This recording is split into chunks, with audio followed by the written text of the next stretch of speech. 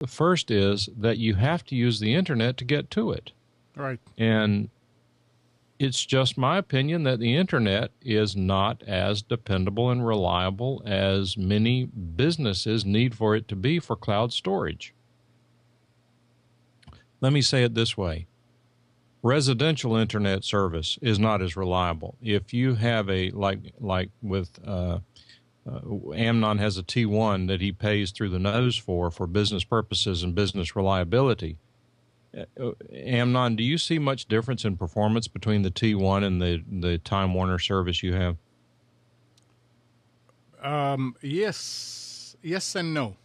I mean, when it goes down, nothing has service. But as far as actual performance, it is amazing what a T1, which is only 1.54 megabits, will do as far as speed of browsing. It is, in many times when Time Warner goes down and I have 30 by 5, and I will connect the network to the T1 for that duration until it comes up to a 1.5, and it seems faster. It's a business-grade connection. Browsing is faster, but to download and upload files is a lot slower. So there is something there. I don't know what's the difference. It is lightning fast on a T1. Is that what you're asking? It is, and you can't. So obviously, you can't compare a 1.5 meg download with the T1 with a 30 meg download. But let's say that you were able to cap the Time Warner crap at 1.5. That would be the fair comparison. But the point being that the T1 is a rock solid connection that is guaranteed. There is no guarantee with the Time Warner garbage. Correct. But all that being said, I mean, I'm not trying to be a Luddite by saying the internet's not reliable, but I've seen things, and even in the discussion we had this week about the way, for example, some patent law offices operate. You have often there will be a patent application that has to be filed by midnight of a certain date. If it's midnight 01, the invention is protection is dead forever and in eternity, not savable. It's a done deal. If the internet goes down and somebody's doing a last minute filing, then it's toast. No questions asked. Now, having said that, can a T1 go down? Of course it can. Yeah. Is it likely to go down as likely to go down as a Time Warner connection with a bunch of kids on Netflix? No. So should someone not wait until 11:55 to make a filing? Of course, but life happens. Right. I mean, it goes down. Well, I mean, I can probably count the times that it went down in the last 10 years on one hand. But when it goes down because something got cut, and it takes time. Some device blew up somewhere, which takes time. All these things takes time. It's not just like disconnect your router and modem from power and rebooting it. That doesn't do it. But when it stays up, and it doesn't change. You know how with cable, DSL, it's good to reboot the modem and router and switch, if you have one, on regular basis. Not so with the T1. And I know Mike says that Amnon is paying through the nose. It's not that expensive, Mike. But remember one thing. It's just a point-to-point connection from the house up to the colo up in North Raleigh. It doesn't come with internet or what you call IP service on it. I pick up the internet from the servers, from the equipment up at the colo, so I'm only paying for transport. And if you want to know, it's $215 a month. How much? $215. Yeah, so that would hurt my feelings. Well, yeah, but in business, it's... Well, sure. Yeah. If you're going to get one with internet on it, like if you wanted to get a T1 to your house with internet service on it, it's going to cost $400, $500, $600. Well, back Yeah. in the late 90s, a guy named Dick Bartley was doing a radio show called Solid Gold Saturday Night. Yep. It was a syndicated show he did actually out of his own studio in somewhere in Connecticut. He uploaded, he sent this was pretty revolutionary back then, Gary, but he had a T1, which was fast back then. He had a T1 between his studio and the ABC satellite uplink in New York City. And he was sending 15 kilohertz stereo audio from Connecticut to New York. The line never went down that I can recall. The audio was fabulous, and there was almost no latency. You don't get that on the internet. This was a solid, and that's you actually just answered a question I've had all this time, Amnon, in that he really had an endpoint to endpoint. He didn't have internet. He wasn't using the T1 to connect to the internet. Right. He was using the T1 as point to point. Right. That's what I do. Right. But the nice thing is that TW Telecom has the fiber right on Jones Franklin, so it's not costing, being their customer, it's not costing me that much. But that's $700. Geesh. I'd be negotiating that one. I'd be looking at other companies if possible, Jeff. Because there's really no reason for that. Yeah. Well, apart from greed. Well, yeah, okay, but actually there's a little more to it than that, Steve. A lot of times what happens, and I have mixed feelings about it, but a lot of times what happens is that, particularly when you're old as Gary is, and your experience goes back all these years, you have these standard services you purchased, and what happens is you put in this, I don't know, dry line, you put in this service, it works well, it's a certain amount of money, and then 5 years later, it's still working, you're still paying the same price, and you start investigating, looking into it, and you find out that, oh, wait, the telephone company reduced the cost of that service a year and a half ago. Do they have a duty to call you and tell you? No. I don't know. No, they don't. Is it greed that they don't call you and tell you? Could be. I'm not going to say it's not. But I would say that if you have a monthly service from anyone, anytime, anywhere, that you have a duty to try to investigate on an annual basis or every other year. Where am I? I mean, even on cell phones. I mean, my cell phone plan, I'm paying $108 a month or something like that. And you look into it and you realize that if you'll get rid of the unlimited internet, I can drop it down to $65 a month. I hate to do that, but is it really worth paying $40 extra a month for unlimited bandwidth which is not really unlimited? And when in fact, I don't even use 2 gigabyte that I would have on the other plan. So you get into all these complex decisions. Sometimes it's just not worth the time. Tim, T1 is a digital connection. I guess the best way to explain it is it is a digital piece of wire between point A and point B. It is a 1.54 megabit per second bidirectional connection. And what Amnon's saying is, if I am correct, is that he has a T1 connection provided by the phone company, isn't it, Amnon? Yeah, the last mile is the phone company, yeah. All right, so it connects from his office to his server room, which is on the other side of town. And as if I'm correct, then you then bridge that T1 at the server, that's where you use it to get to the internet. Correct. So it's a piece of digital wire is what it really is.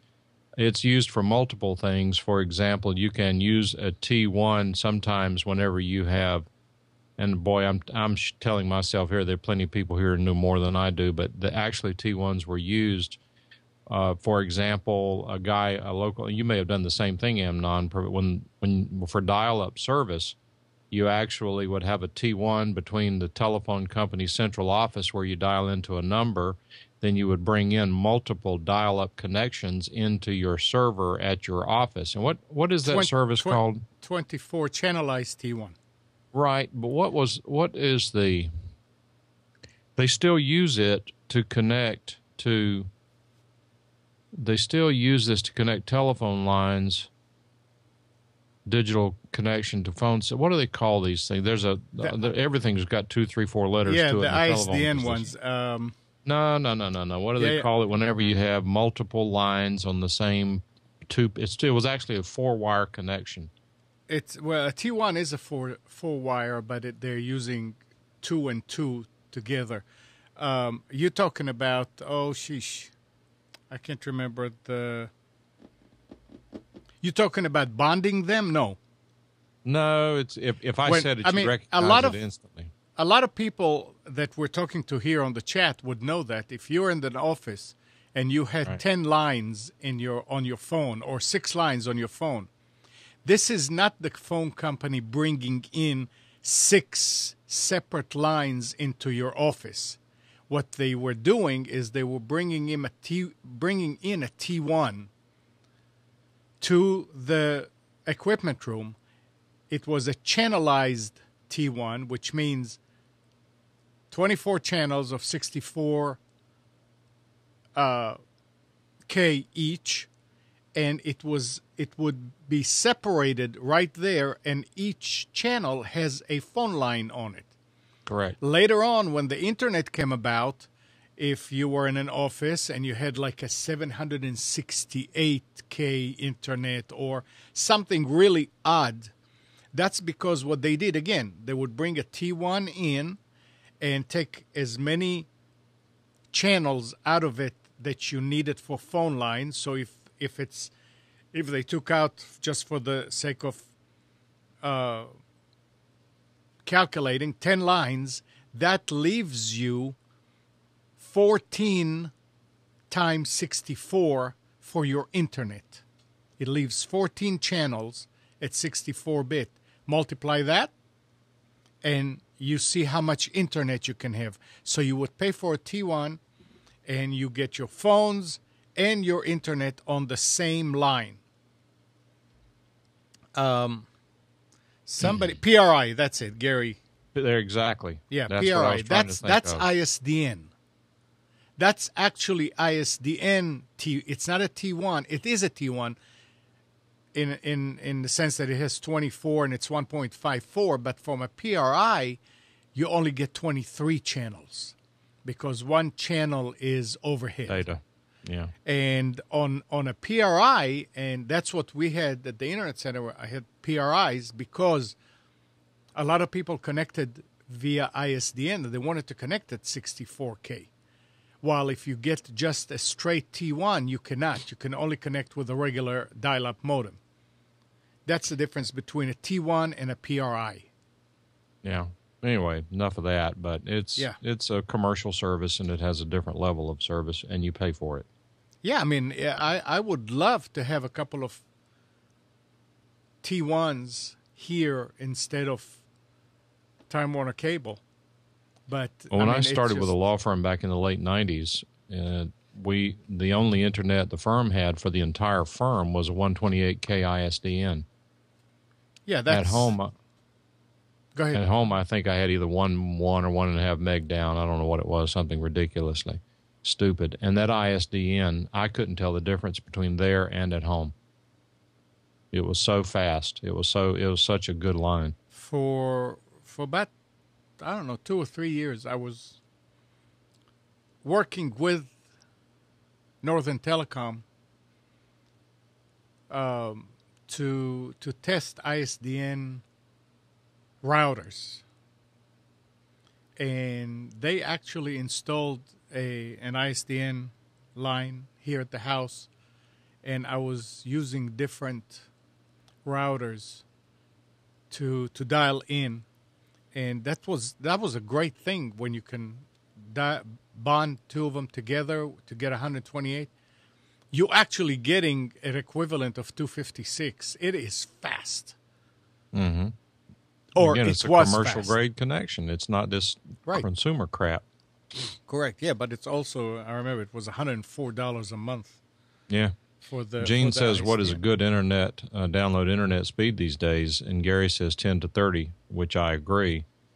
But that also begs the question, if you're just using Netflix, what is a good speed? Let's assume that your primary use of the internet download is Netflix, which I've been doing a lot of binge watching lately, just for the heck of it. And I normally, my internet usage is usually 150 gigabytes per month, and for the last 2 months has been 350.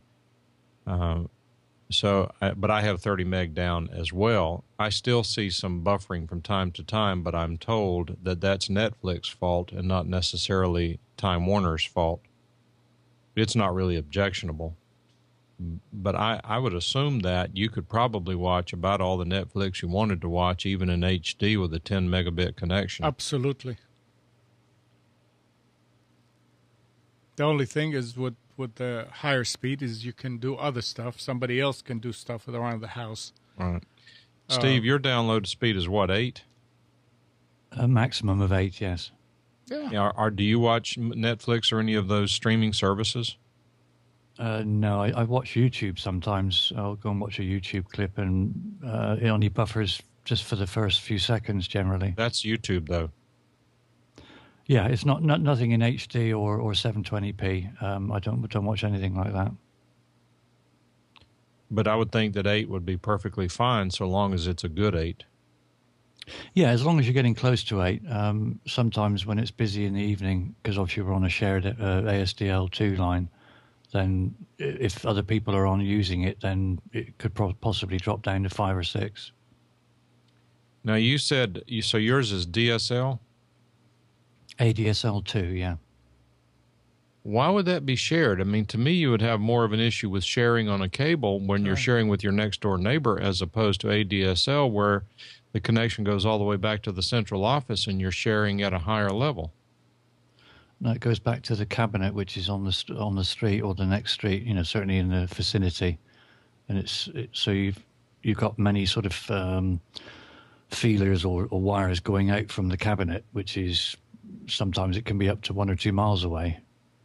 That's so actually main a good feed point. going to I didn't realize that the node that DSL connects to is as close as that. I was thinking it went all the way back to the central office. Even if it goes No. back to the central office, it all depends how much data the central office has. And if it has 10 megabits and you have 10 ADSL subscribers, then it's shared among them. I think the contention is it shared. Each line is shared between. It was either 10 or 15. I can't remember how many now. So if it's a 10 one and you've got one other on, then it's not going to be a problem. But if you have 7 others on, then yes, there will be a major problem. Hey, Andrew.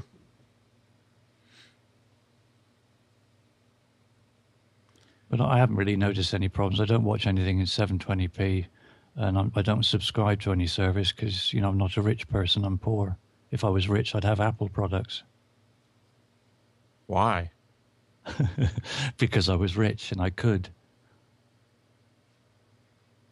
Yeah, Gary's saying that the Radio 1, it wasn't Radio 1 back then. What was it? Clear Channel. Who is Radio 1? I've never heard of Radio 1. Radio 1 it's something like Clear Channel. I've never heard of them that I can recall. I mean, the name sounds quite generic to me, but they were using that. That's when I actually started working hard on the ISDN, because they needed ISDN for the whole office, and they were using just one channel for all the computers, and everything was working great, and it worked. It worked fine. Yeah, Gary. I remember them days. That's how we met.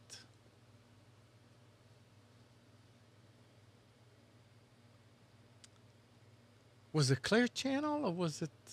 It wasn't Radio 1. I don't know if it was Clear Channel. It was something. No, it was Clear Channel. On a different note. Yes. Can anyone explain to me why WordPress has to update their software every 4 hours? Security. This is getting a little insane. Well, you're better off doing it. There's got to be a better way. Nick can answer that.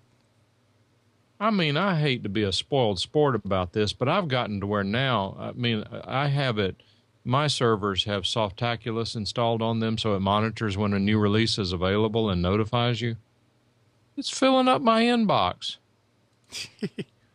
I've got 8 different installations of it, so about every other day I get this new script updates available.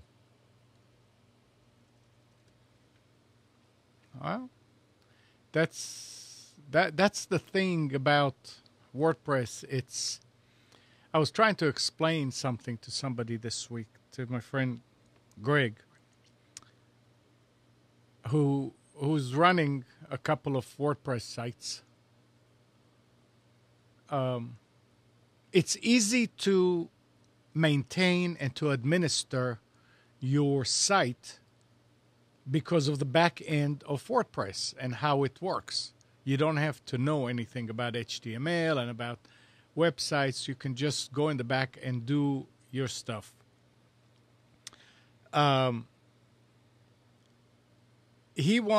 said that WordPress has plugins. And Greg said that he got a plugin to manipulate his database, MySQL database. But the database that plugin is asking him for absolute paths to the database and to the dump folder. Now, when you do things on a shared hosting server versus a VPS, the databases reside in a folder that does not allow anybody external to read or write from it if you do it right. So MySQL can write to it. All right. Here's Andrew saying that they do 2 updates all year. I just randomly am clicking on the... Hang on a second. I'm just randomly clicking on these updates. Yeah. WordPress 3.83 was released to me on April 16th of this year. WordPress, and I'm not necessarily, I'm skipping some, I'm just randomly clicking. WordPress 3.9 was released on 4/17.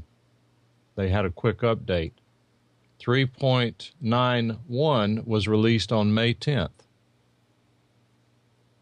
I mean, that's more than 2 in 30 days. 3.91 is out, Andrew. It's not always, it's just like, well, I can say it's like Windows updates. It's like other programs that need updating. When there's a problem, they come up with a patch. Yeah, and it's not being updated like that, I guess. But I don't know much about it. If it's a patch or if it's a whole thing. WordPress is a fabulous resource. I mean, it has done more to help non-technical people get meaningful content on the internet than probably any other program that I'm familiar with. Right. I guess if you allow it to update itself automatically, it's not a problem. And there are some installations that do that. I have one that updates itself automatically, and it sends me an email and says, "Congratulations, your installation has been updated." Of course, then you got to log in to see if anything broke, and if you've got customizations, you got to be careful. I don't know the way that Nick installed the blog on Computers2know. It sends an email every now and says it's been updated. Yeah. But 3.91 was apparently released overnight because I was notified at 5:23 this morning. It's, I mean, Gary says that he sees commercials every 5 minutes. Who are you watching through, Gary? He's watching CNN, I guess. Which link are you on? If he's on Ustream, it's every 3 minutes. I don't think we're doing Ustream at this point, even though it's there. I don't think I'm not streaming there. This was when I didn't. If you're on Justin, it will do that. But on Vaughn and Daily Motion or Bamboozer, you shouldn't. And doesn't ad blocker work to block it there? I have no idea. Oh yeah, you're on Justin. Get away from Justin. Well, why are you streaming to Justin if it's doing that? Because it is a lower resolution for people that don't have the bandwidth. Mainly in Europe, and I don't know. They always complain about not being able to get, even though Bamboozer is there and Daily Motion is in Europe, and they said that they cannot get it right. It keeps buffering, but Justin works, so we keep on justing. Gary, why? Let me ask you something. Why did you click on Justin? Was there a reason, or you just like the name?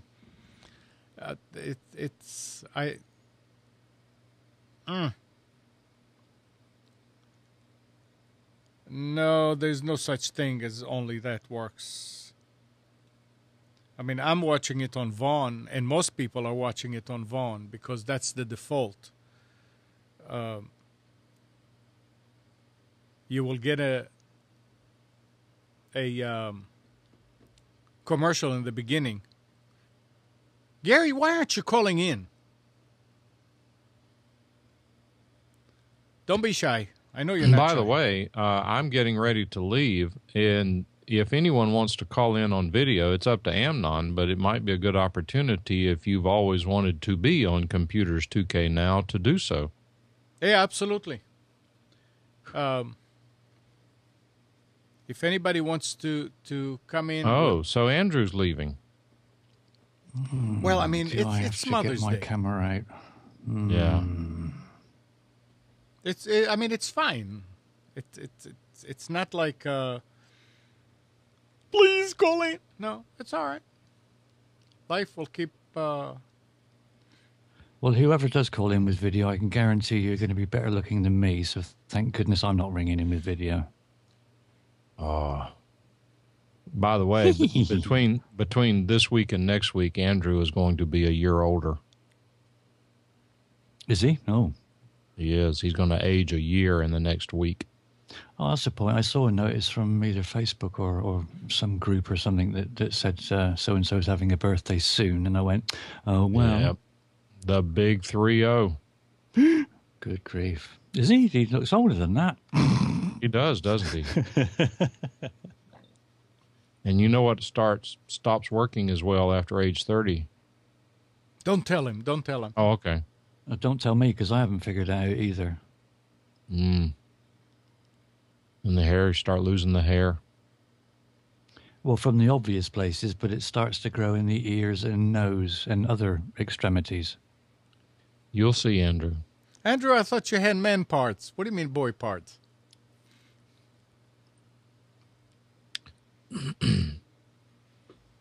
On a different note. Gary, you might want to get another computer.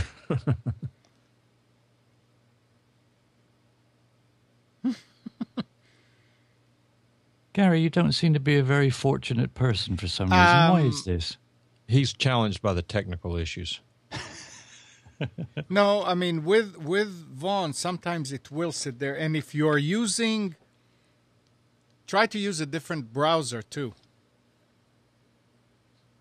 I found out, for instance, that with Daily Motion, if I use my computer or any of the computers here, and I use the new Firefox 29, it starts, and after about 15 seconds, it starts buffering, and it never comes back.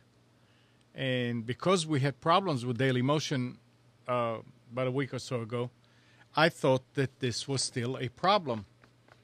And I actually made comments to Andrew and to Nick when they were doing their show, and they said, "No, it's working." So I said, "Well, what's what can it be? So I switched browsers, and with Chrome, everything worked like a charm. So go figure. But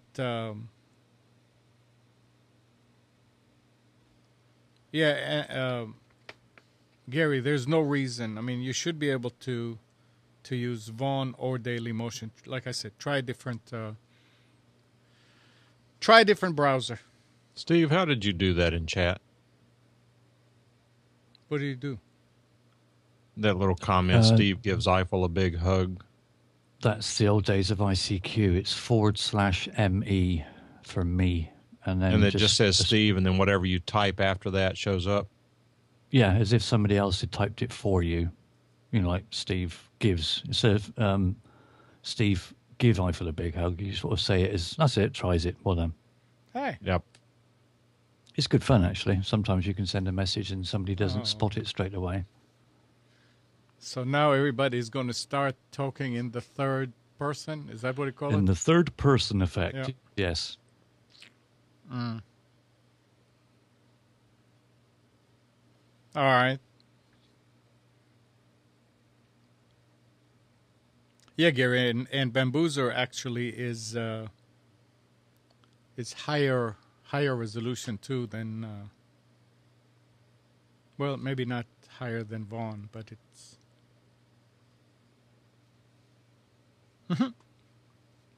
I've got to go do some Mother's Day shopping. Oh, why do people wait until the 15th to file taxes? Well, it is what it is. Yeah. Hey, Steve, for you.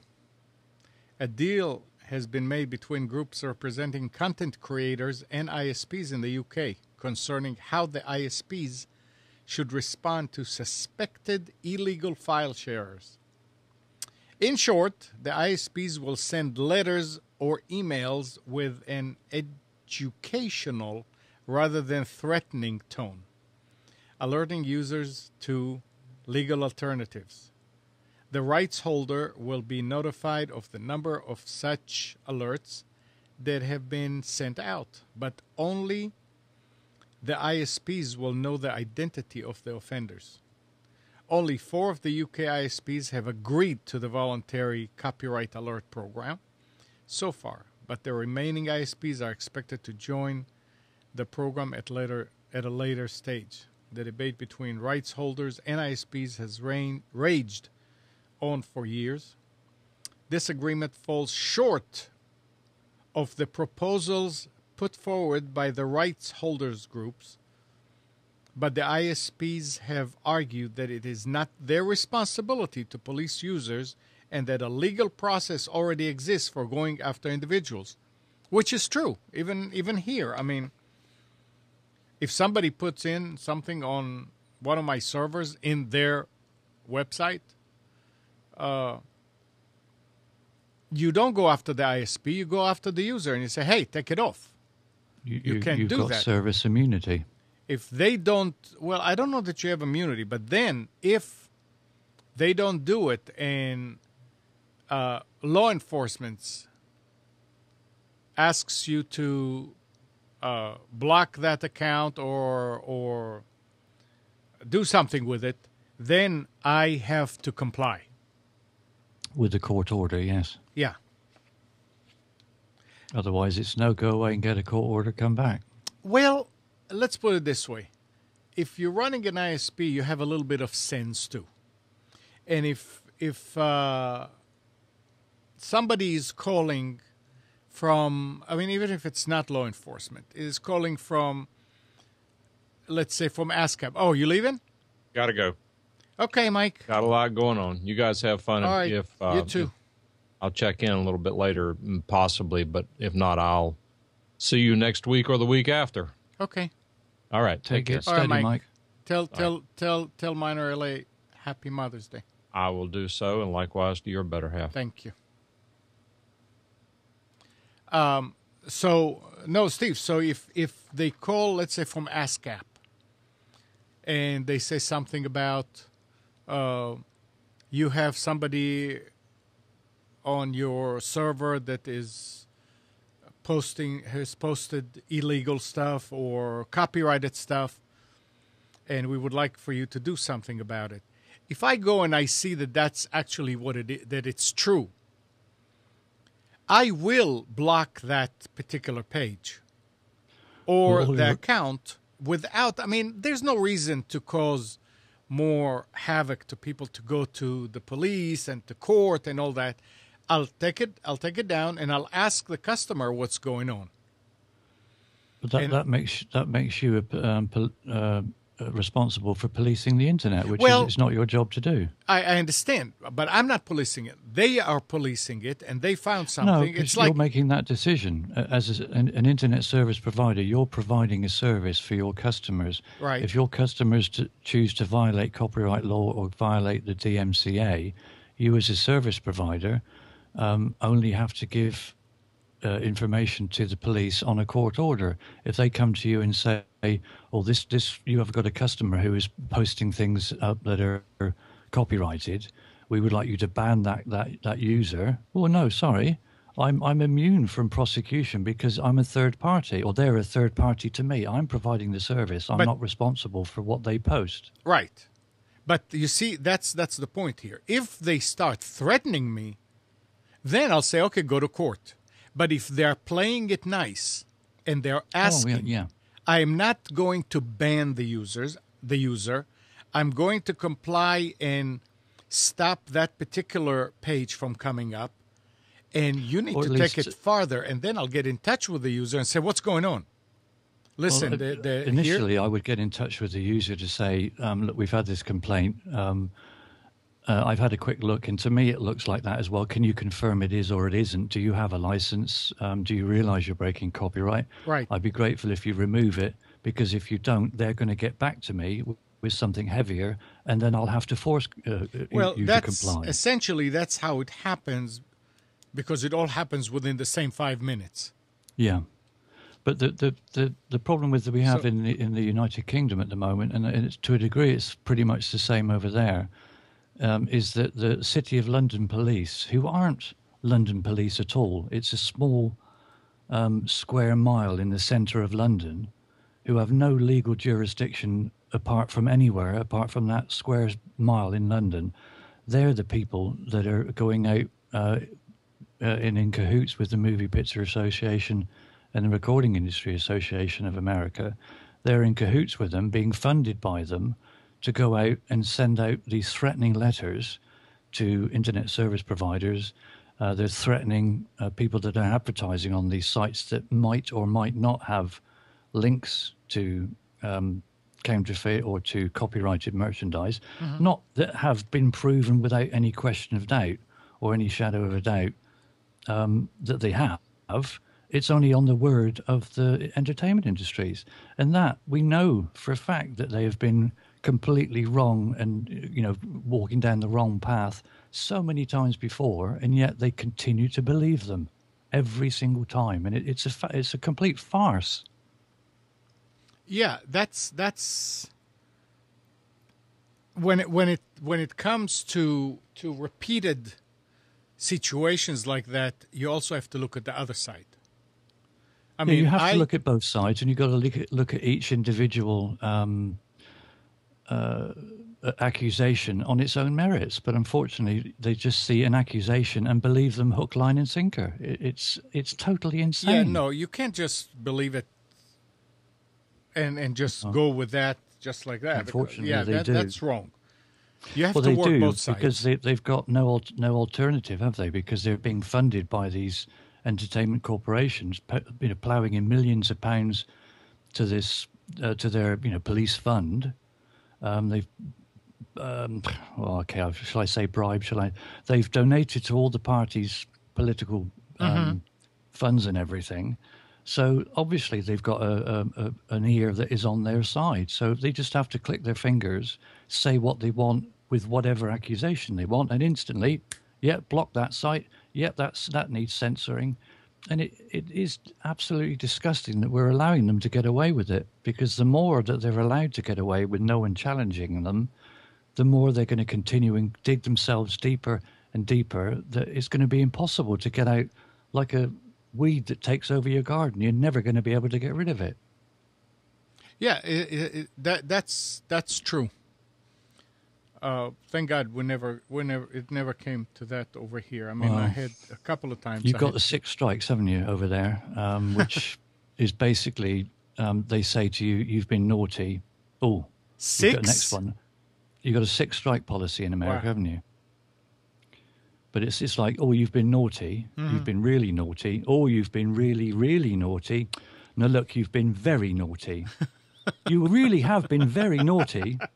And then it's like, if you don't stop, we're going to send your information off to the media corporations. That's what it is, and that's what we've got over here now. There's 2 processes which they haven't got going through yet. There's basically a letter, what they're calling is education. But do you know how much this is costing the movie and the recording industry? It's costing them about £1 million each in order to pay for the ISPs to do this. Just think what fantastic service both the movies corporation and the recording corporations would be able to provide with £1 million if they were to spend that in providing a good level of service and bringing things out that are actually up to date when they're shown on TV, instead of ploughing it into something that is never going to do anything apart from make people look at it and think, chuck that in the bin, that's not worth the paper it's written on. It's just insane. All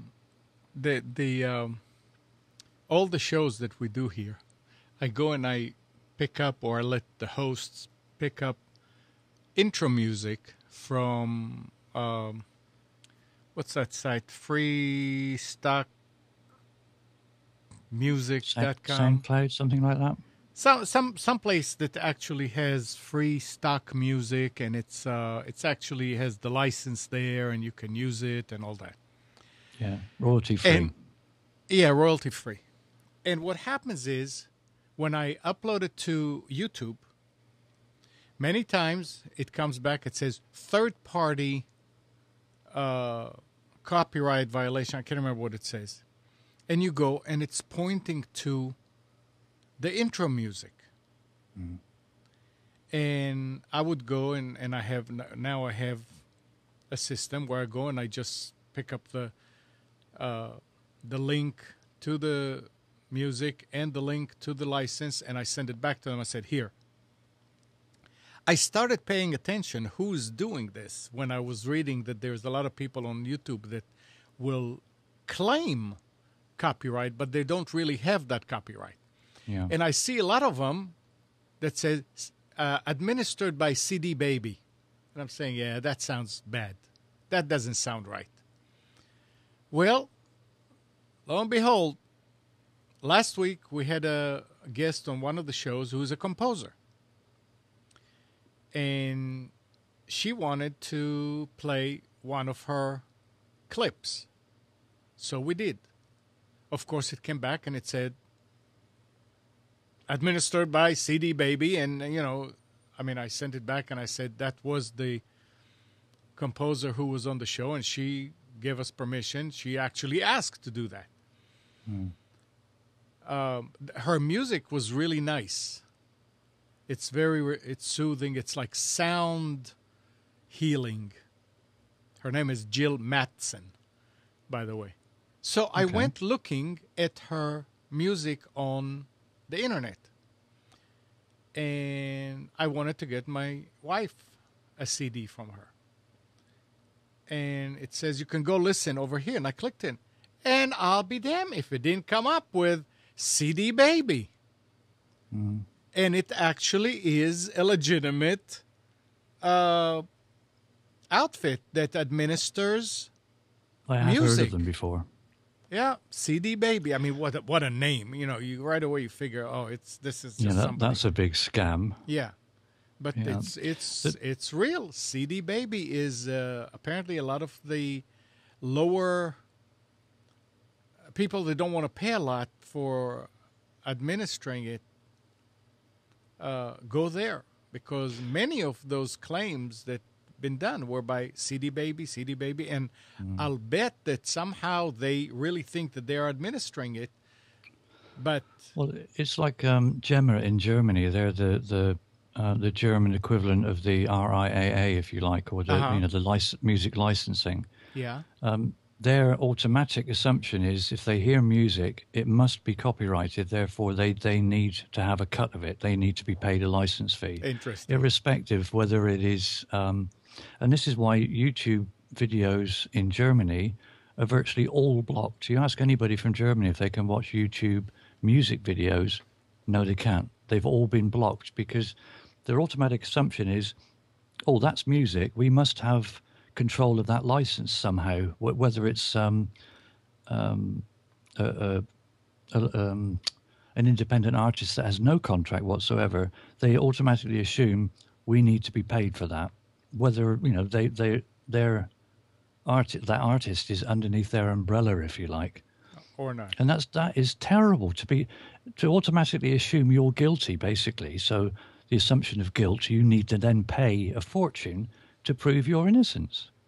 Yeah, that's the problem, is that It's totally reversed. It used to be innocent until proven guilty. Now it's every assumption is, no matter how serious, you're guilty, and you have to have the money to pay to prove your innocence.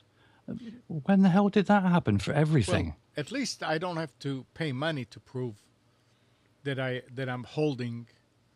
do have license to use it. But my problem with that is, okay, you did it once, you did it twice, it's the same one. Put something somewhere in your system, YouTube, that says, okay, this one is really not. Yeah, there should be a whitelist. I mean, that's it. We already went through this. We researched it, or whatever they do. I don't know what they do. And it was proven that the person had license for it. But I have to do it every time. So now I don't bother. Let it say that. I don't care anymore, because it well, does the problem take is time. then is what happens then is CD Baby will put an advert on that to allow the music to be played. They'll put an advertising on it, which means they're now getting advertising and getting paid for it, which is wrong because they're not entitled to it. Or maybe they are entitled to something, but not only them. No, they're not, because see, if it's royalty free, Yeah. or I can't think what the Creative Commons, but no attribution. If it's attribution needed on Creative Commons, then fine. You should be putting somewhere this music was produced or written by whatever. But if it's no attribution Creative Commons or royalty free, you shouldn't have to do anything, and nobody's entitled to claim anything on that or claim that they own it. As a something polite, it's nice to put this was written by, performed by, whatever. It's always nice to do that, but it isn't essential on all Creative Commons. There's so many different ones. It's like Creative Commons Zero, which means you have to say nothing where you got it from or who wrote it or anything. And there's a lot of people are putting their the stuff that they produce and making it Creative Commons Zero to make it as easy as possible to use it.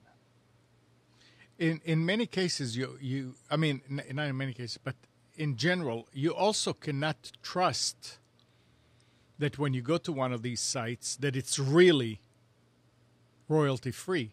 In one case of one show, I did the same thing. I went and I gave them the link, and I waited and nothing happened. And they send it again, and they say, well, we need to straighten this out. And I went, that's before I developed that system where it's just a text file that I have license for this show, license for this show. When I went back to get the same link, it wasn't there anymore. Yeah. They took it off. So apparently somebody said, no, this is not, you can't have that. So how do these sites, so I don't completely trust. If anybody wants to do a show and they want to be sure on YouTube is the only one that's causing these problems. But I guess because they're the biggest, they need to cover their ass too. Yeah, you can go to YouTube and get music from YouTube. Oh, as long as it's played on YouTube, then the license is covered. That's not true. Even if it's played on YouTube, that does not mean that you can use it. I mean, if you're playing it on YouTube site, but for no other purpose other than playing it for yourself. But as soon as you want to play it, say, into your show, then yes, you're rebroadcasting it. You can't do that. No, but you can go to YouTube as somebody who owns a channel, and they have music for shows that they list there that is royalty free, and you can download it. They don't have a big, huge selection like all the other sites, but it is free. And at that point, you know that if you pick up this music, you're not going to have any problems on YouTube. Yeah. The thing is, what gets me is the internet is international, which is great, brilliant, fantastic, all the rest of it. The problem is there's so many different licensing agencies, if we're just talking about music only. You've got Gemma in Germany, you've got the BMI or British Music Industry, whatever it is. There's several agencies over here, and they're all trying to scrabble around and claim a little bit of a license fee for that, and you're playing it here, I want a license fee for that. Every single country has got their own licensing organization. So do you have to pay a little chunk to every single country in the world, hundreds of countries?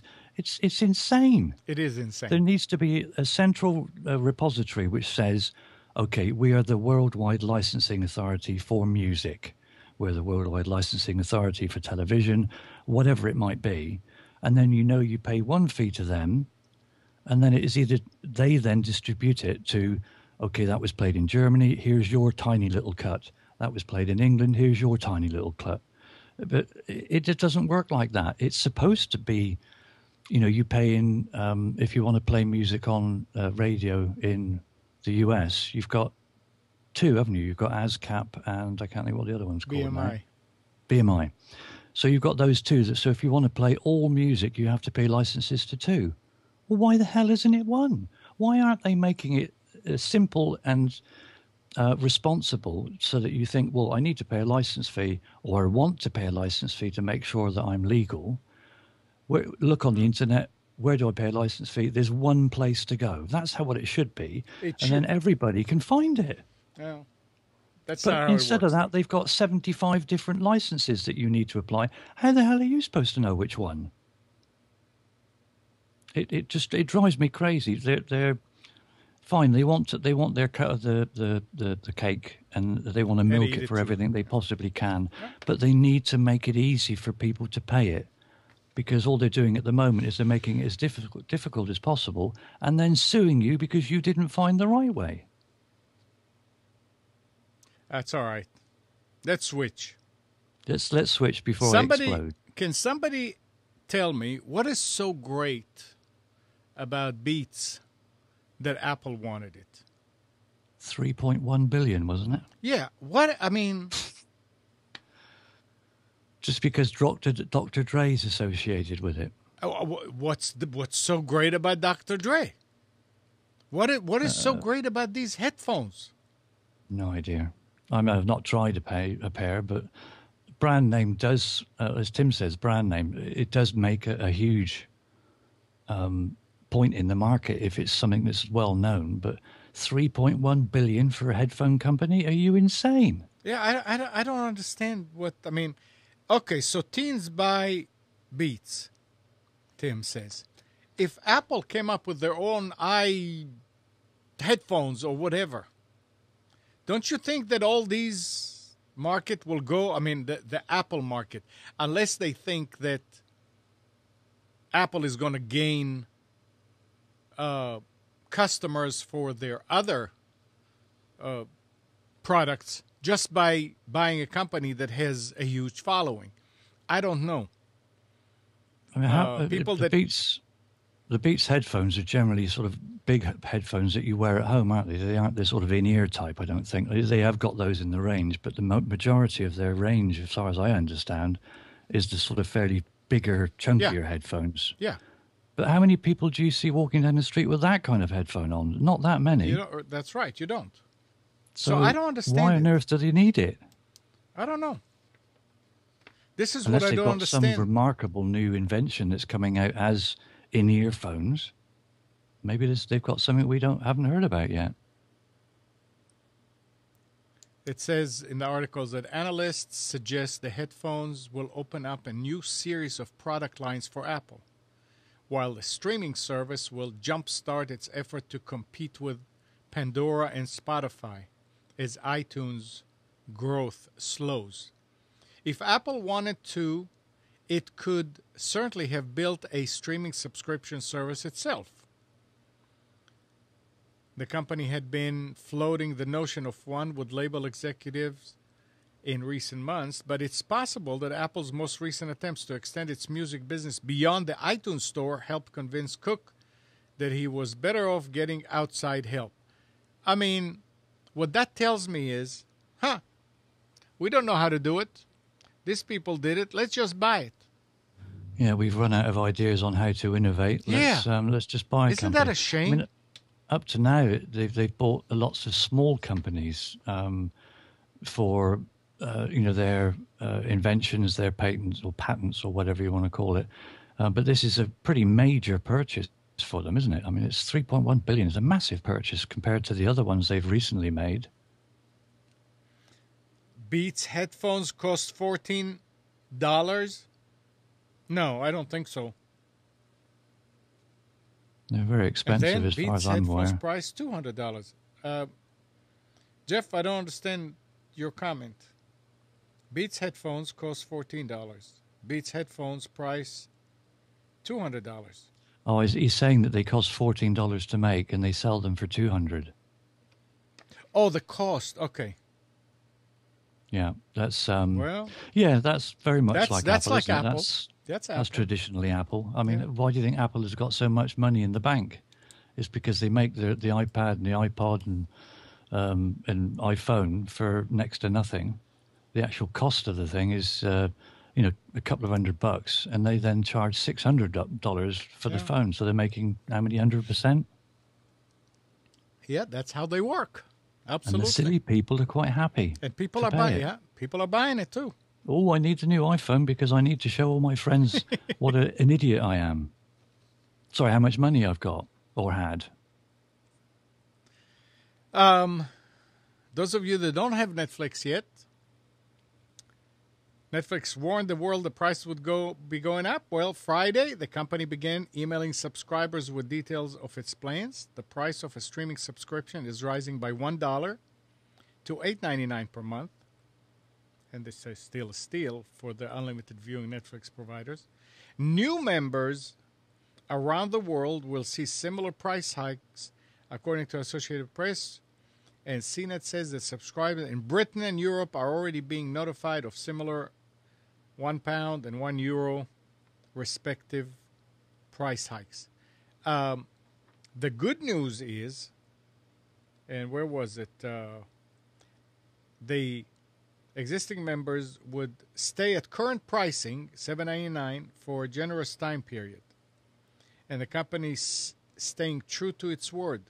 If you're already a Netflix subscriber, you'll be grandfathered in at the current rate for a full 2 years, saving you $24 on the cost of binge watching.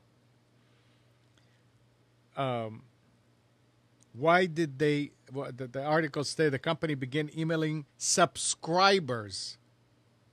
So why are you emailing this to subscribers if they're already grandfathered? But it's if you are going for Netflix now, it's going to cost you $8.99. It's still not bad. I mean, they want to let their customers know how good they are. Not the customers, but the company.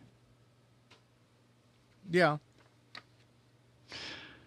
Yeah, I don't have Netflix or I love film or whatever there are in the UK. I don't generally watch a lot of television, certainly movies. I might watch them if they come on the standard broadcast TV channels, but very disillusioned with the television. I mean, to me, reality isn't scripted. If it's reality TV, then fine, let it be reality TV. But if it's going to be rehearsed and scripted put together beforehand, then that isn't reality, is it? It's just a load of rubbish.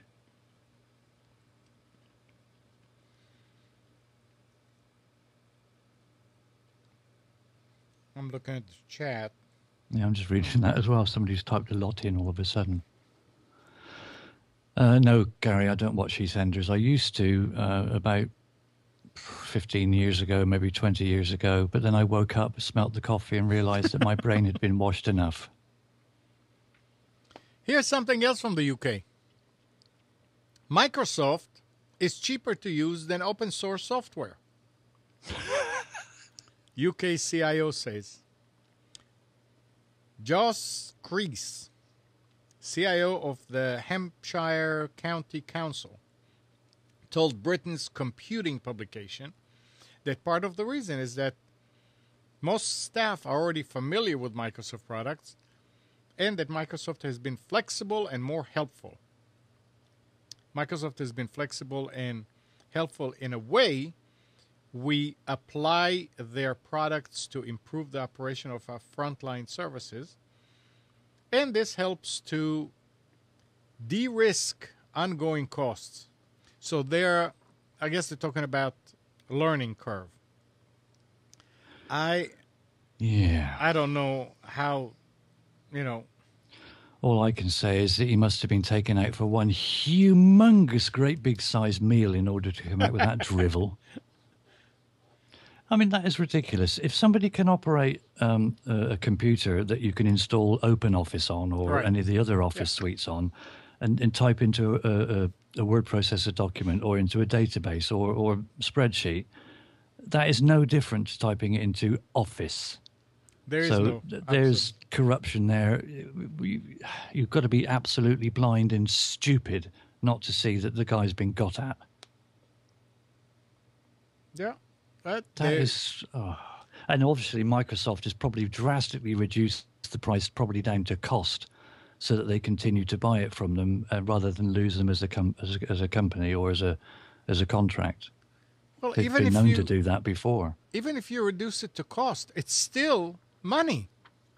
Yeah, exactly. It's still money into them because all they've done is turned it over. But they've been in a habit of doing that anyway. They'll reduce it down to the point where you think, well, I'd be stupid not to. But then it's still categorized as a sale. It's not a sale at full price. Shareholders aren't going to be happy, but irrespective, it looks good on the statistics and the numbers. Right. And to them, that's all that matters. Look at the bottom line. Look, we've sold 450,000 copies of this. Half of those were only sold at cost price, but that doesn't matter because we still made profit. I don't understand. This is government. This is not a private company. Well, the whole of the UK, the Parliament at the moment. I mean, I saw something the other day that was quite upsetting and annoying. One of the MPs, one of the sort of higher up MPs, he's not in the country for the majority of the time, and yet the British public are paying £2,000 a day to rent this accommodation for him, and yet he's not in the country at the moment. So why the hell are we paying £2,000 a day to rent this thing when he's not even here? And then they complain and bitch about somebody who's got an extra bedroom in their house that you need to pay extra taxes now because you're not using that bedroom. Give me a break.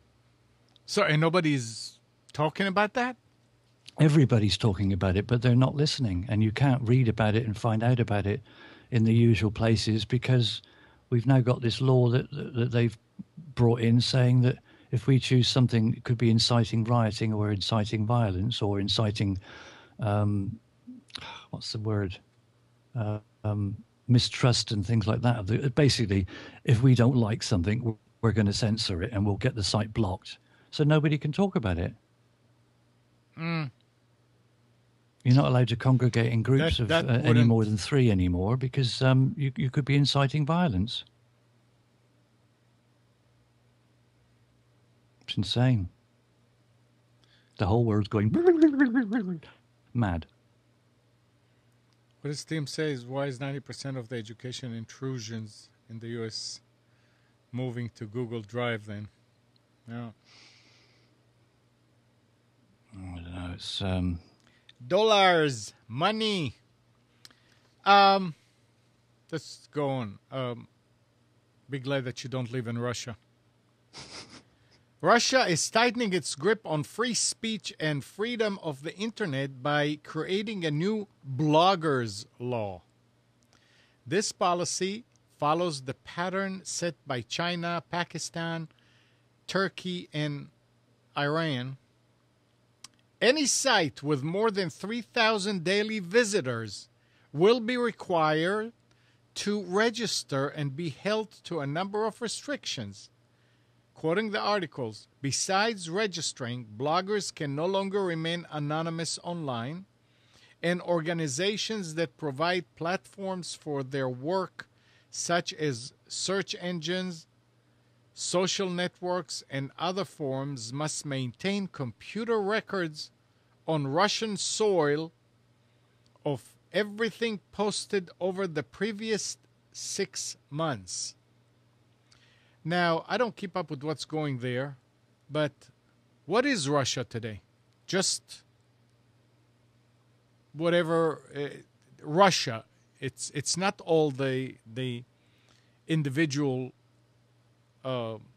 republics or whatever that broke away, right?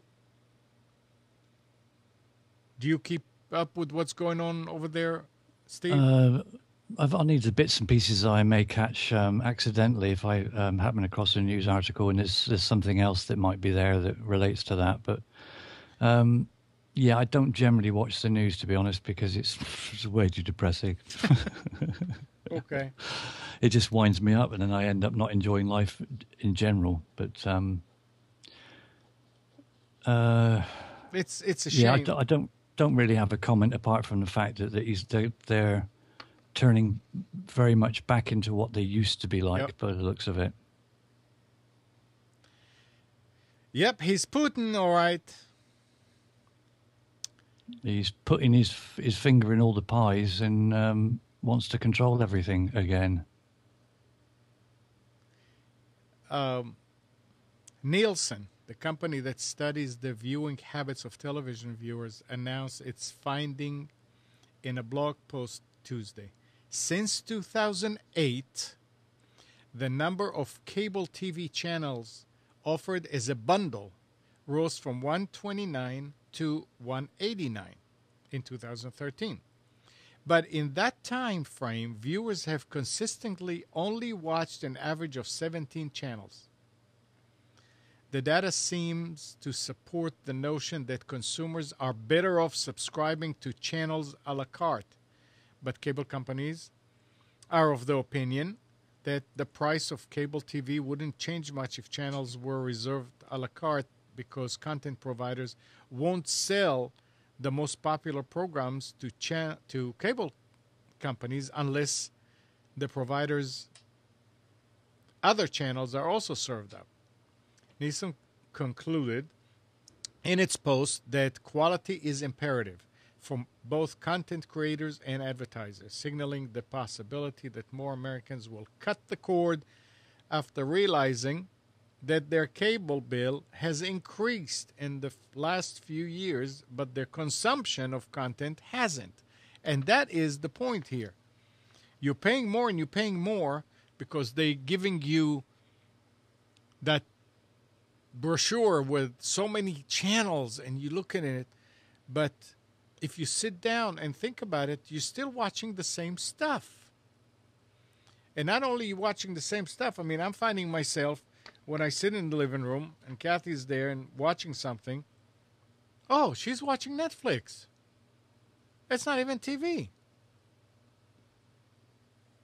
And it really, I mean, it's getting real close to say, forget about cable TV. The main problem with that, as everybody knows, as a customer of cable or as a customer of satellite, if you've got that instead, yes, you've got all these packages, and you can add the movie package, you can add the sports package, you can add the, the wildlife package, whatever it might be. Right. Everybody and their dog knows that all you want to do is have the channels that you want. So there may only be 5 channels that you want. Right.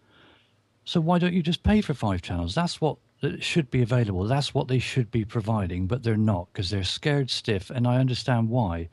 they're frightened stiff that if you only pay for the 5 channels that you want to get, all the other 200 channels that they also provide for nothing, so-called nothing, will go by the wayside and they won't be made anymore. Well, good, because no one's watching them anyway. Nobody's watching it anyway, right? So that money that was going to be spent on those by the people that have got their fingers in all the other stations now has got all that extra money to put into making something good on the 5 channels that people do want to watch. Mm-hmm.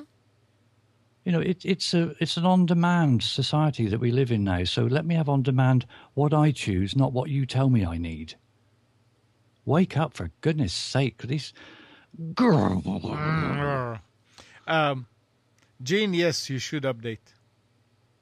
Yes, always update Firefox. Yep. Maybe not straight away, but at least 2 or 3 days later. Yeah. After it's announced. This is just some bug fixes, the 29 one. I mean, if you're already on 29, then this is just a bug fix. I've got this morning. Gotten out of the habit. Sorry, Amnon. No, I'm sorry. Go ahead. I say I've gotten out of the habit of updating straight away as soon as the pop-up comes up and says, "Oh, this is ready for available for update." I'll just click later. And then I'll do it 2 or 3 days later, because how many times in the last year have we had updates which have messed up and that then needs to be fixed? I don't want to have a computer that I can't use. You know, I use it all day, every day. I can't do without it.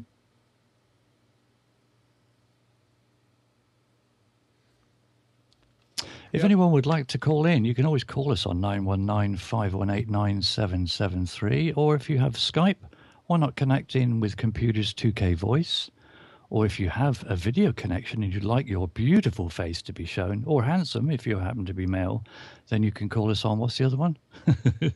Absolutely, yeah. You need to send in a request to send a request. 2K now. Computers 2K now, and Amnon will decide whether you're beautiful enough or not. Oh, I'll let you in. He'll just let anyone in, really. Yeah. Or you can ask in the chat interface, that's right.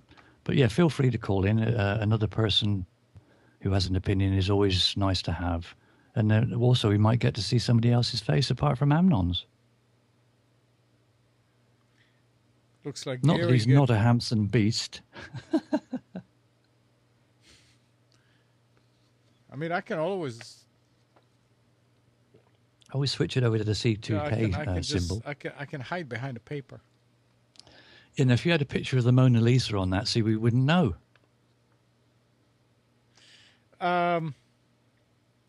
Listen to this. This is so. I don't understand. The U.S. Patent Office granted Amazon a patent in March that basically described taking a picture with a white background. Amazon claims that their method is unique to current photography methods because they can achieve the effect of a true white background without retouching the photo or using any sort of post-processing technique. Some professional photographers disagree, claiming that plenty of prior art exists embodying Amazon's described method. And furthermore, that this pre-existing method is what the photography industry calls shooting against a seamless white backdrop. What in the... this doesn't make sense. A patent Seamless. On taking a photograph on a white background? I'm going to find... Are they going for this because the green screen's been patented, but the white screen hasn't? I'm going to file a patent for doing a show on a server background. What? I read somewhere that the patent office is returned to just sanctioning every patent that comes in without even, checking it thoroughly like they should be. They're just authorizing all patents. It's insane. It is insane. Taking a picture on a white background. Okay, so next is taking a picture on a red background and taking a picture on a green background. Has anyone patented the idea of a selfie? You want to get someone who wants to get in and patent that quick, because everyone's doing selfies at the moment. You'd make a fortune. Unbelievable. It's I don't understand. Something's got to explode somewhere. I just hope it's not my brain. Absolutely. On a white background. Madness.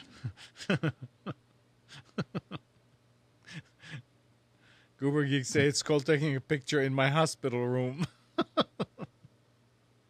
It's the one with the padded good. walls, is it? Tim, don't worry about it. Tim says he's going to have to retake all his pictures now. Well, I'll have a go at that one later after the call's over, Gary. I imagine it's going to blow my mind. So we're going back now to this story about Microsoft updates. Most people will have heard Microsoft will end support for anyone who hasn't upgraded to Windows 8.1 Update 1. They already did on May 8th. What fewer people have heard is that large numbers of users can't install the 8.1 update, with over 1,000 messages just on this thread alone on Slashdot. And that's for tech geeks rather than home users who won't find out about this until their PC becomes orphaned on May 8th. And they say, check your Windows update log. For those of you with Windows 8, if you got a failed entry next to KB2919355, I'll put it in the chat in a second, then your PC will also become orphaned, or it is orphaned. That means that you couldn't do it. What is it? KB291. And if it has been orphaned, don't worry, Madonna will be along to rescue you very shortly.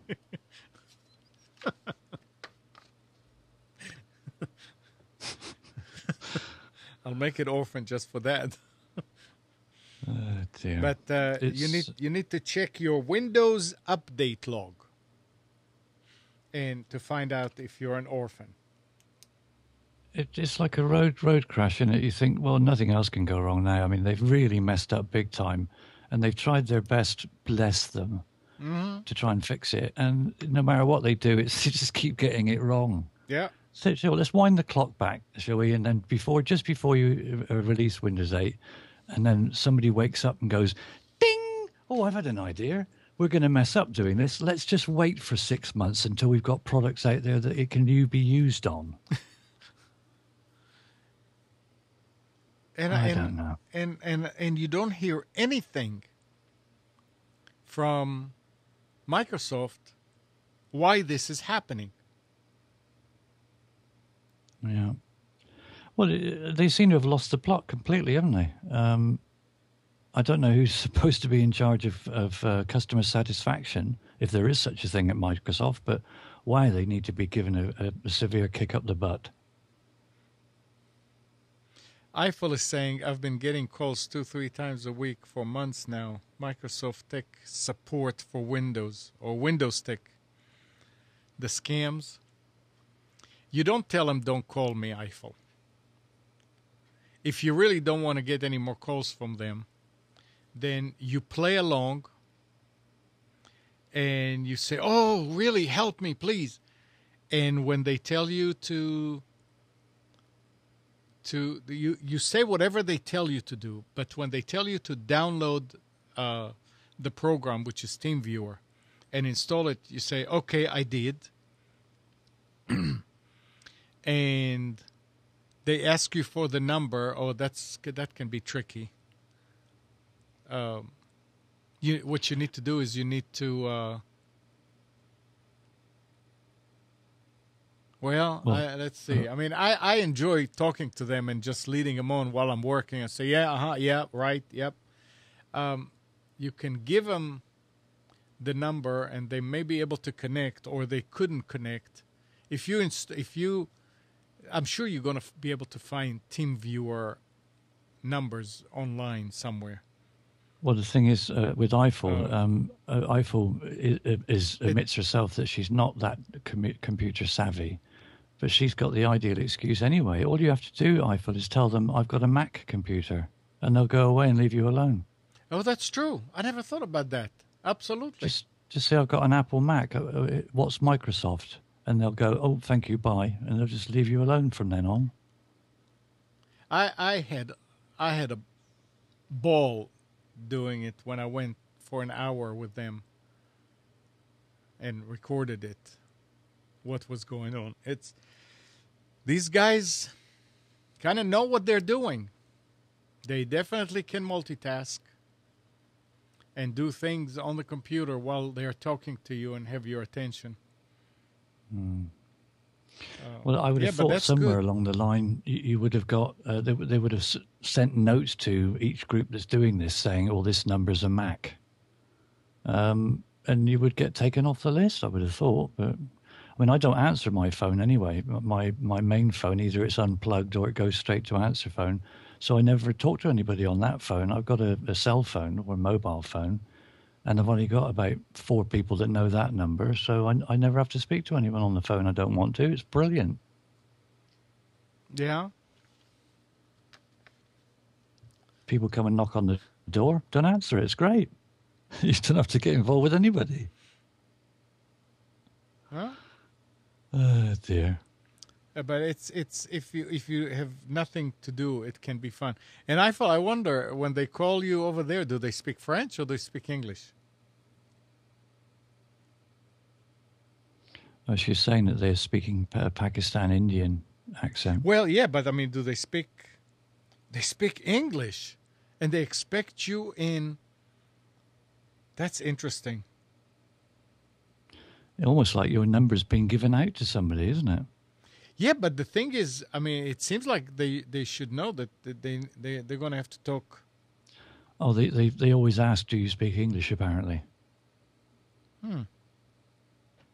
Well, I mean, a company like Microsoft would have French-speaking staff if they're ringing people in France, surely. No, let's put it this way. Microsoft is not going to be calling you for anything.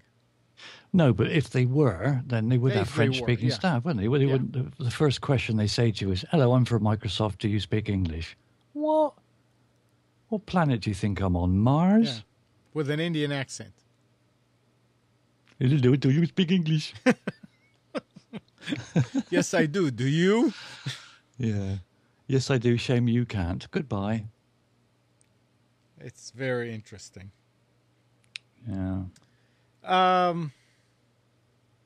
Here is another thing here. If law enforcement gets hold of your locked iPhone and has some interest in its content, Apple can pull all kinds of content from the device, including text, contacts, photo and video, call history, and audio recordings.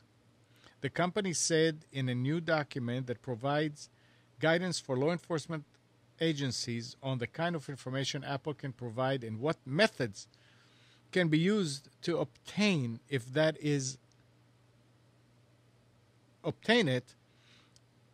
that if served with a search warrant, officials will help law enforcement agents extract specific application-specific data from a locked iOS device. However, the data appears to be limited to information related to Apple apps, such as iMessage, the contacts, and the camera. Email contents and calendar data can't be extracted. And if Apple can do it, I don't see... There's bound to be backdoors, isn't there? Yeah, I don't see why somebody else couldn't do it. Well, over in the UK, they've got these devices they've issued to the police now that they just hold it next to the phone itself, and it just downloads everything off the phone. Absolutely everything that's on it. It just clones only it. if it has Bluetooth, though. No? I'm not sure whether it's Bluetooth enabled or some other wireless. I don't know, but if it's a new newish smartphone, it'll just download the data. It just links into the phone somehow. Wow. And that's all police forces have it now. They had it in one police force as a trial, and they don't even need a warrant. They're just on a suspicion of.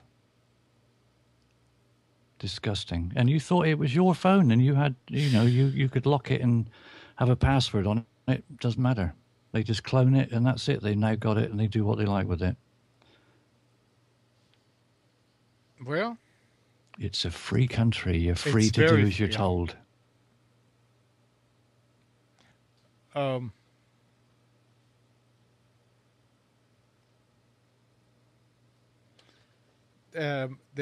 Talking about phones.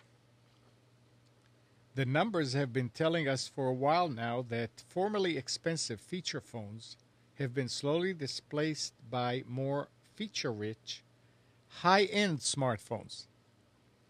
Thus, it should come as no surprise that the other end of the market is also receiving active encroachments by low-end smartphones.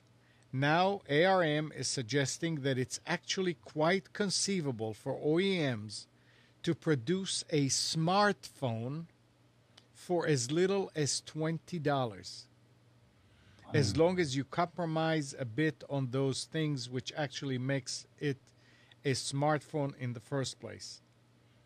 So, is this just more graying of the line between smartphones and feature phones, or is this an indication that the feature phone, as we used to know it, is finally well and truly dead? A lot of people have smartphones and they use it to talk, right? That's predominantly the thing, isn't it? You don't do anything else on it. A lot of people do. Then you have all those advertisements for a cheap smartphone and service, and I'll bet you that's one of those phones that cost next to nothing. But if you don't do any of the other things that people do with smartphones, like texting and reading your email and, anything that has to do with the internet, hey, there is nothing wrong with having a cheap smartphone that doesn't have any of these features, or they're not working that great.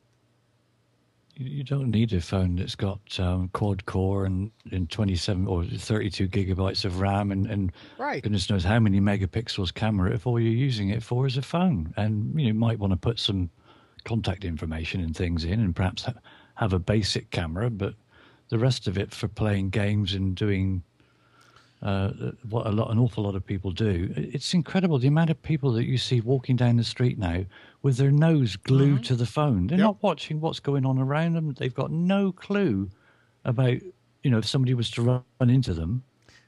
Gary's saying something that's right. We have become a society of stupid people with smartphones. Yep. People need to wake up and lift their heads up occasionally and look around and think, oh wow, other people that do exist on this planet. Oh, or you raise your eyes from the phone and say, where am I? Yeah, how did I get here? What's going on? Who are these strange people? Oh, it's raining. It is. 919-518-9773, Computers 2K voice on Skype. And I have one more story here, which I'm not going to read. I mean, it's way too long, but it's about the fact that every city in the U.S. that Google announced that they're going to go to with the gigabit got AT&T, Time Warner, whoever, to say, oh, no, we're going to do it too. The thing is, this is nice if they do it. The only place that they did it so far is in Austin, Texas. That when Google said we're going there, there is AT&T with their gigapower service, and they're saying AT&T saying, "Oh, we're using existing fiber that we installed some time ago. We were going to roll it. This has nothing to do with what Google said. I'm still waiting to see what happens in our area now that Google said that they're coming here, and that another company, North Carolina company, said that they're coming here.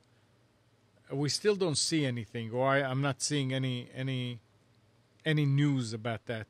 But it's very interesting to see AT&T saying, "Oh, we have the fiber. We're just waiting to roll it out." If we can continue charging $80 for 12 megabits down, why should we give people more and charge them less? Because it's going to be less, because Google is going to charge less. And of course, I mean, this is a commodity. You go with whoever is charging less. So their cash cow is about to dry out. And I guess they figure that, well, in order to stay on top of things, we're going to have to do it now. And we'll see what happens.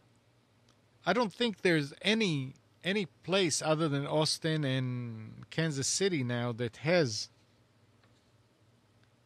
gigabit.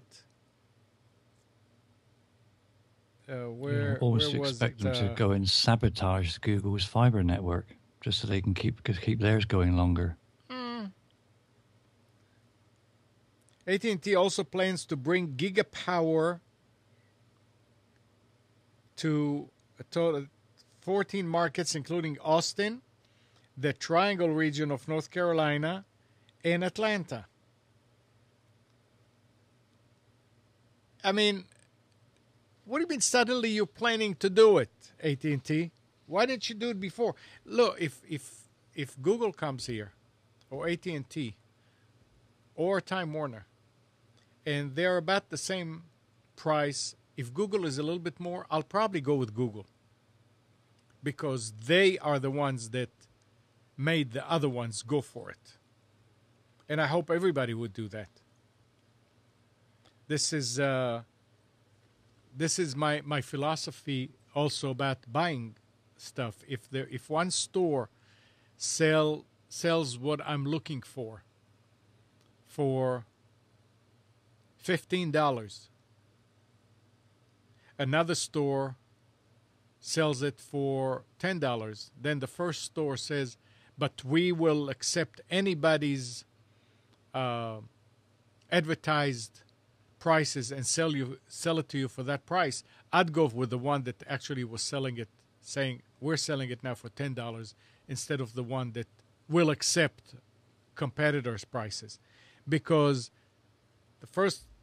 the company that comes up first with the $10 are the ones who are really trying to get customers. You also have to know when you go to these places that there is another store in town that sells it for 10, because if you don't tell them, oh, I can go over next door and get it for 10, they will still sell it to you for $15. So think about it when you're buying. Go with the people that actually are setting the prices, not those who are accepting other people's prices. That was just some ad-libbing here about what's happening in our area. Yeah, nobody's going to improve and make their service better if they can carry on doing what they've always done and rake in the cash. It's only when you get competition coming in that threaten it that they think, we better start doing something, otherwise we're really going to lose out. Dirtbag's been trying to call in. I don't know whether you've been looking at the blinker or not. Hang on. Wait a second. I'm something. What Jason asked, is the Computers2know voice on Skype still working? Yeah. Why are you calling? And this is what Steve is on. Are you not getting in? I'm sorry. I mean, I'm not watching the chat as much as I can. You're right.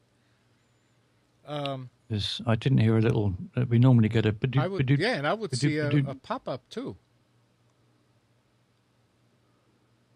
You're doing it computers 2K voice, aren't you?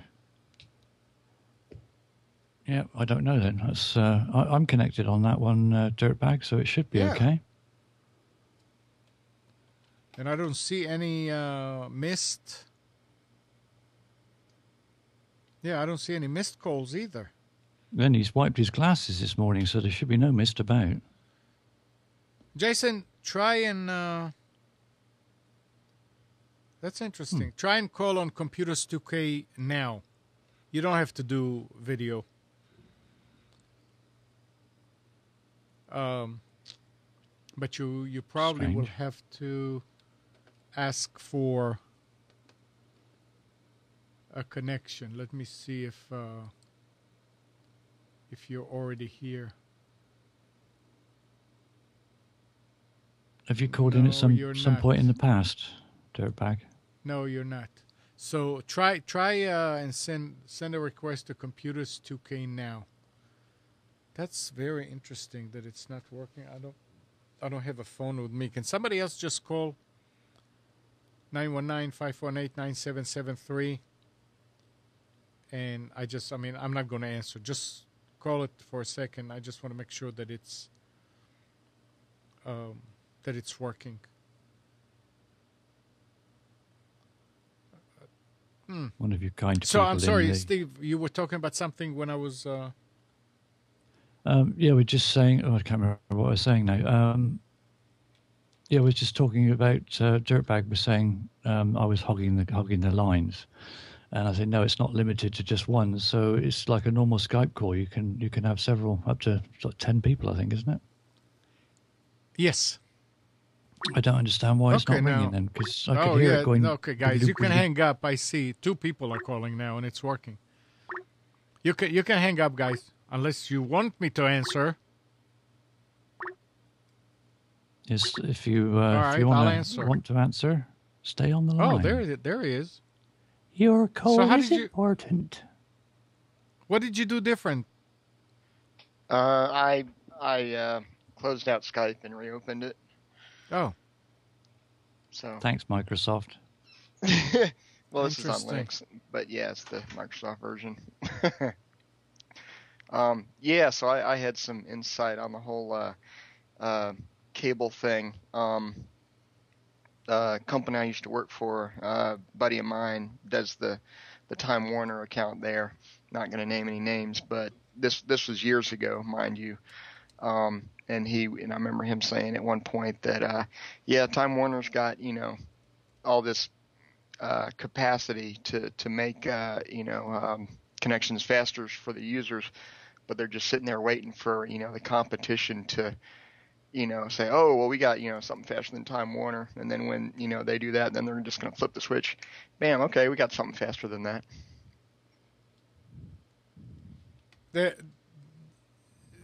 We come out the winners, right? Well, the minute there's competition, generally, isn't it? We generally, the public will come out winners, but it may take some time before we do. Right. Of course, with what's the name, with Comcast coming in, that's going to be less competition. Yeah. But AT&T and Google may provide the service that we're looking for. You're also going to have to look into whether or not there are caps with any of the providers, which talk is that I think AT&T has caps already with UVerse. And I would think that Gigapower is that UVerse stuff that's just on steroids. So you need to look at all these things when you are purchasing. It needs somebody of importance to actually stand up and say, well, AT&T, it's all well and good you're saying you're going to be doing this and you've got it ready, it should be installed soon. Get on and do it. What's holding you up? Just do it. Do it. But they're not going to do it until they see that somebody else is about to do it. Yeah. They're forced into the situation when they shouldn't be, because they've got the capability of doing it now. As you say, it's just a cash cow for them, and that's all they're interested in. That's the all it bottom is. line. It's a cash cow. That's all it is. Get people out on the street, start demonstrating that they need it and they want it. As soon as they get the bad press, they'll soon put it in. Yep. So what's up, the problem Jason? The problem is it wouldn't be broadcast on the TV. If there were demonstrations, there would be, phone calls and things going around saying, "Oh, don't cover this news story. It's not important enough. And here's a few quid or a few dollars to stop you from doing that. Go and talk about this cat that's got drowned or something." Jason. Yeah. What else is going on? Oh, just playing with Smart OS. With which? Smart OS. Smart OS. Yeah. I guess that's versus playing with stupid OS. That's stupid OSs, yeah. Yeah, no, Smart OS is an offshoot of Open Solaris, I think. When Oracle went and took over Solaris, I think they had Open Solaris that they released, and somebody I guess it was Joyent, big ISP and whatnot out in on the left coast there. They made this smart. I think it was them, the guys there, took the Open Solaris and turned it into Smart OS, which is a smaller, faster, more cloud friendly, ZFS friendly, etc. version of Solaris that's meant to run for cloud infrastructure and whatnot, and that's what their Smart OS is. Interesting. And it runs on x86 platform too, Intel platform. I was just reading an article about the fact that Raytheon, which is they make drones and a lot of the missiles. Yeah, military grade stuff. Yeah, military stuff. They are upgrading all the operating systems for all these systems, from Solaris to Linux. Oh, wow.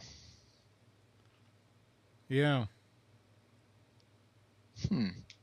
Okay. And I was wondering, what happened to Solaris? Oracle happened.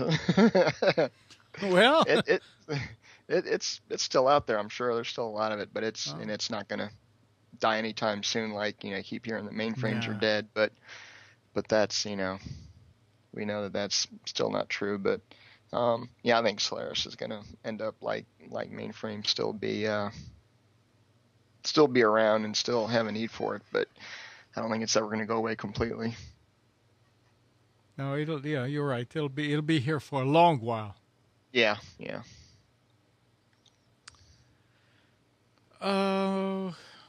Well, it's almost 11, and I did say that we're going to have a shorter show today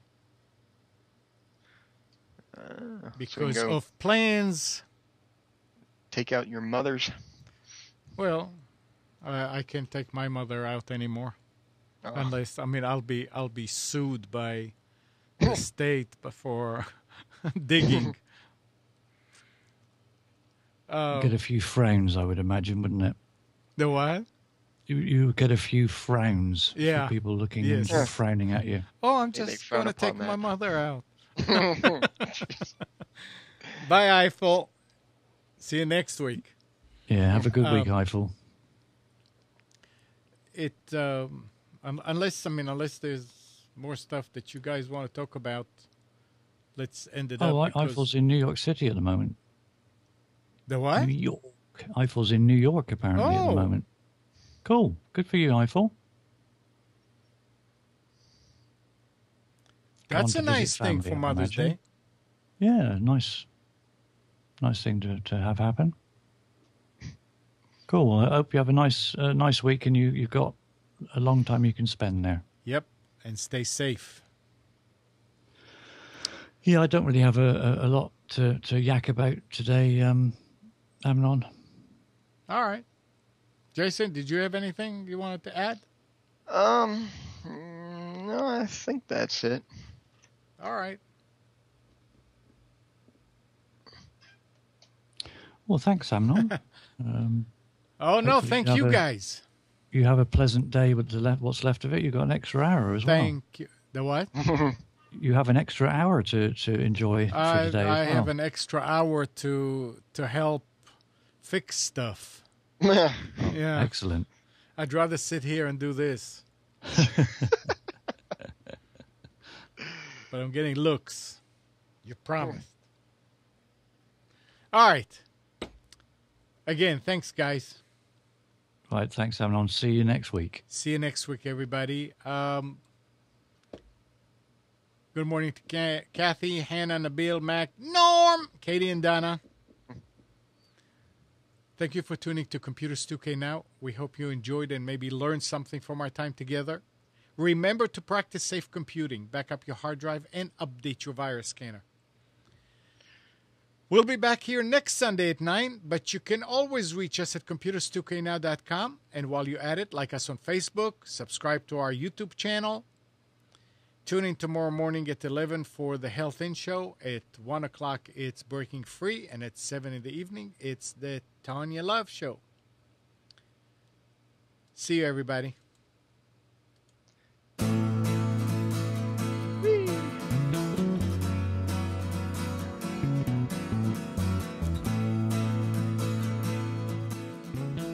You are tuned to the Nissan Communications Network. Our weekly lineup of call-in programs includes Computers2know Now with Amnon Nissan, Health In with Debbie Bruck, Breaking Free with Marilyn Shannon, Lessons of Vietnam with NCVVI members, The Tanya Love Show, Reawaken Your Brilliance with Julie Seibert, and if you tuned in too late, you can always watch each program in its entirety or download an MP3 audio file of it at www.nissancommunications.com. Sponsored by Atomus.com, makers of quality video recorders and converters for professionals. That vidblasterguy.com, CarolinaApparel.com, and DeltaForce.net.